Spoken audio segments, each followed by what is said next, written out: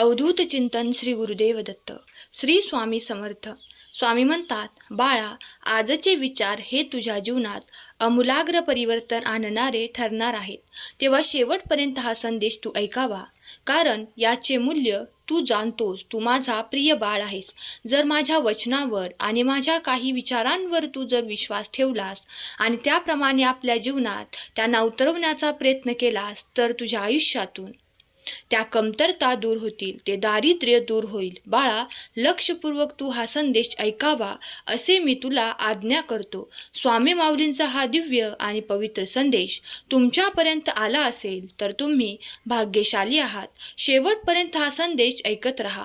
काही मिनिटे जी पुढील आहेत ते तुमचे भाग्य परिवर्तन करण्याची संधी तुम्हाला देत आहेत. तेव्हा ती संधी आत्मसात करण्यासाठी सज्ज व्हा. स्वामी म्हणतात, बाळा, दुःख सहन करणे आणि आपल्याला दुःख देणाऱ्यांना माफ करणे हे कितपत योग्य आहे हे त्या दुःखावर अवलंबून आहे. जर तुम्हाला थोडाफार त्रास होत असेल जो तुम्ही सहन करू शकता, तर ते तुम्ही पेलू शकता.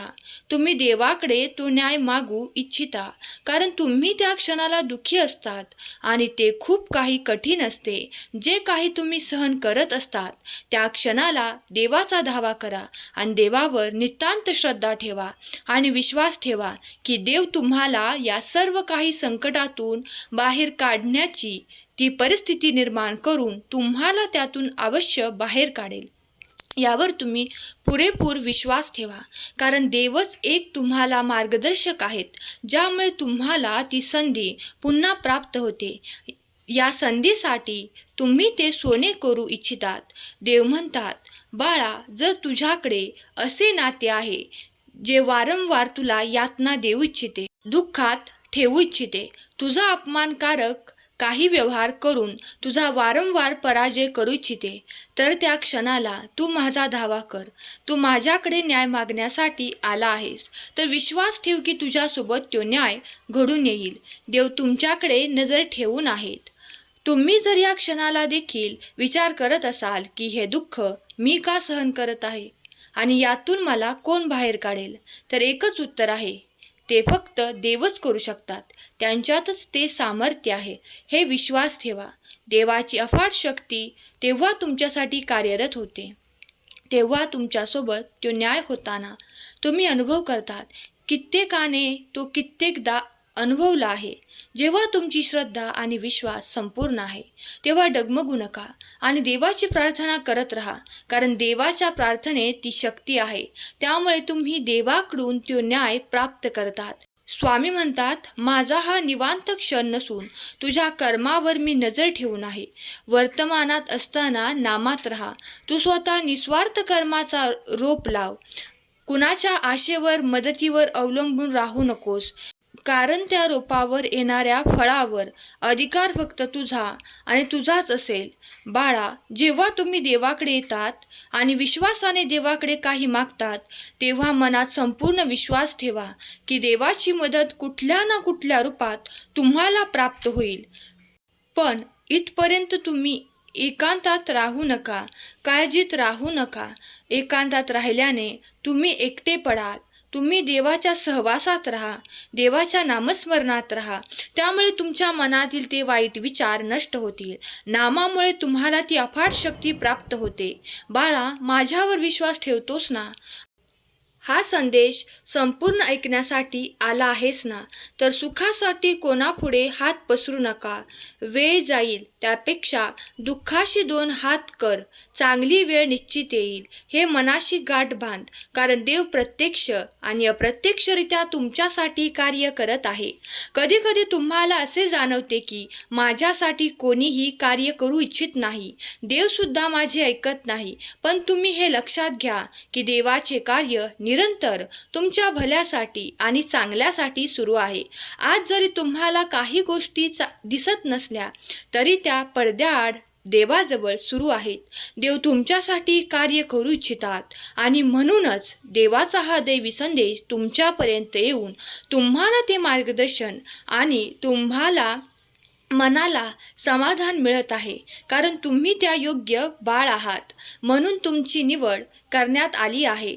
देव म्हणतात, बाळा, मला माहीत आहे मागील काही काळ तू खूप काही कठीण परिस्थितीत पाहिली आहे, पण तुझे विचार शुद्ध ठेव. तुझे कर्म चांगले करत राहा आणि हे विसरू नकोस की चांगल्या कर्माची फळे हे निरंतर चांगलीच मिळत असतात. जर तुमचा स्वामी संदेशांवर आणि स्वामींच्या विचारांवर विश्वास आहे तर होय स्वामी, मी ते आशीर्वाद स्वीकार करतो असे कमेंट करा. स्वामी तुमच्या बाजूने कार्य करत आहेत हे विसरू नका. स्वामींचे कार्य कधी कधी तुम्हाला दिसणार नाही, काही काळानंतर ते तुम्हाला दिसून येईल. स्वामी नामात आनंद सर्वदा मिळतो. बाळा, कोणाला आपले करायचे तर हृदयापासून करा, केवळ मुखाने नाही. कोणावर राग व्यक्त करायचा असेल तर मुखाने करा, हृदयाने नाही. नाशिवंत हा देह उद्या नाहीसा होईल. काय कमावलं आणि काय जमवलं कधीतरी मातीमोल होईल. दोन शब्द घे मुखी प्रेमाने, जग जिंक मन प्रसन्न होईल. काही काळानंतर ते तुम्हाला दिसून येईल. असेल नसेल कोणी तुझं, तू पंखात नेहमी भरारी ठेव. बदलेल हा एक दिवस तुझा, पण तू स्वतःवर फक्त विश्वास ठेव. स्वामींच्या वचनांवर विश्वास ठेवणारे जर संपूर्ण विश्वास ठेवून या जगात पुढे चालतील तर त्यांना कधीही आपले पाऊल मागे ठेवावे लागणार नाही. कधीही त्यांना हरण्याचा प्रसंग येणार नाही, कारण देव त्यांना तशी शिक्षा देऊ इच्छितात की ते समृद्धीने परिपूर्ण होतील.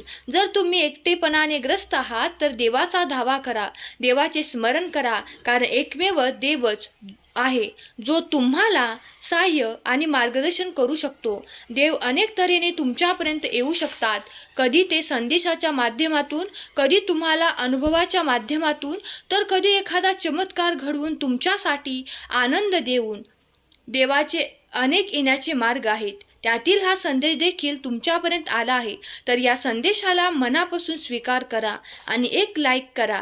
जर तुम्ही स्वामींचे आशीर्वाद, स्वामींचे चमत्कार प्राप्त करू इच्छिता तर श्री स्वामी समर्थ, जय जय स्वामी समर्थ लिहायला विसरू नका. स्वामी म्हणतात, बाळा, कुणालाही रागावून बोलू नकोस, कोणाचे मन दुखेल असे वागू नकोस, कारण जेव्हा तुम्ही काही चांगले शब्द ऐकतात आणि ते तुम्हाला आनंदित करतात तर तसेच आपल्या कृतीतही वापर आणायचा प्रयत्न कर. कारण शब्द ऐकून नुसते काहीही होत नाही, ते कृतीत आणणे गरजेचे आहे. त्याचा चांगला वापर करावा, तेव्हाच तुम्ही देवाचे अधिक प्रिय होता. बाळा, माझ्या संधी तुझ्यासाठी अनेक येत आहेत. या संधी दिल्याबद्दल तू जे काही धन्यवाद तुझ्याजवळून देत आहेस ते मी स्वीकार करतो. तुला इथून पुढे कुठलीही कमतरता भासणार नाही, कारण माझे आशीर्वाद तुला परिपूर्णता देण्यासाठी आले आहेत. जे कोणी आर्थिक परिस्थितीने खूप काही गांजले आहेत, त्यांनी मागील काळात खूप काही परिस्थिती पाहिली आहे, खूप काही अडचणींचा सामना करून ते आज इथपर्यंत आले आहेत. ते त्यांच्या कष्टाने आणि स्वतःवर विश्वास ठेवून आणि देवावर विश्वास ठेवून पुढच्या मार्गावर चालण्यासाठी सज्ज असावेत. कारण आता इथून पुढे त्यांना त्या संधी दिल्या जातील, त्या संधी प्राप्त होतील. त्यामुळे त्यांच्या जीवनात अधिकता प्राप्त होईल, विपुलता प्राप्त होईल. देव आणि देवाचा आशीर्वाद तुमच्या सर्व काही समस्यांचे निराकरण करण्यासाठी तुमच्यापर्यंत आलेला आहे. एक आशीर्वाद, एक चमत्कार आहे जो तुमचे जीवन संपूर्णपणे बदलून टाकू शकतो. जर तुम्ही हे आशीर्वाद प्राप्त करण्यासाठी सज्ज असाल तर या क्षणाला देखील तुमच्यासोबत काही चमत्कार घडून येतील. देवावर विश्वास ठेवणाऱ्यांना कधी कुठल्याही कमतरतेचा सामना करावा लागत नाही. कधी कधी परिस्थिती तुम्हाला दिसत नसली तरी ती घडू शकते, कारण देवाजवळ ती अफाट शक्ती आहे. ते सर्व काही निराशेतून आशा निर्माण करू शकतात. आज स्वामी माऊलींचे विचार आणि स्वामी माऊलींचे आशीर्वाद प्राप्त करण्यासाठी या संदेशाला लाईक करा. जर तुम्ही या संदेशापर्यंत पहिल्यांदा आला असाल तर चॅनेलला सबस्क्राईब करा, कारण तुमच्यासाठी एक सकारात्मक परिवर्तन होत आहे. जर तुम्ही आर्थिक परिस्थितीने आजपर्यंत खूप काही गोंधळलेले होता, तुम्हाला खूप काही कठीण परिस्थितीचा सामना करावा लागत होता, तर इथून पुढे तुमचे ते दुःख सहन करण्याची वेळ आता समाप्त होत आहे. कारण देव तुमच्यासाठी आर्थिक चमत्कार आणि एक आर्थिक नवीन उन्नती देणारा मार्ग तुमच्यासाठी उघडत आहे. त्या मार्गावर तुम्ही चालल्यावर तुम्हाला ते आनंद प्राप्त होतील, ती विपुलता, ती समृद्धी तुम्हाला प्राप्त होईल, भरभराट प्राप्त होईल. ज्यासाठी तुम्ही देवाकडे खूप काही मागत आहात, ती भरभराट तुम्ही आपल्या आयुष्यात जीवनात पाहणार आहात. त्यासाठी सज्ज व्हा आणि ज्या क्षणाला तुम्हाला ते प्राप्त होईल त्या क्षणाला देवाचे मनापासून आभार माना, कारण तुमची निवड देवाने त्या भरभराटीसाठी, त्या आनंदासाठी आणि त्या विपुलतेसाठी केली आहे. जे कोणी स्वामी प्रिय बाळ या क्षणाला हा पवित्र देवी ऊर्जा असलेला संदेश ऐकत आहेत, त्यांच्या घरी स्वामी देव भरभराट देऊन सुख, समृद्धी, आनंदाने घर भरून जावो ही स्वामींचरणी प्रार्थना. त्यांच्या मुलाबाळांना सुखाचे, आनंदाचे आणि प्रगतीचे दिवस स्वामी देव देवोत ही स्वामी माऊली चरणी प्रार्थना. आजचा हा संदेश शेवटपर्यंत ऐकल्याबद्दल धन्यवाद.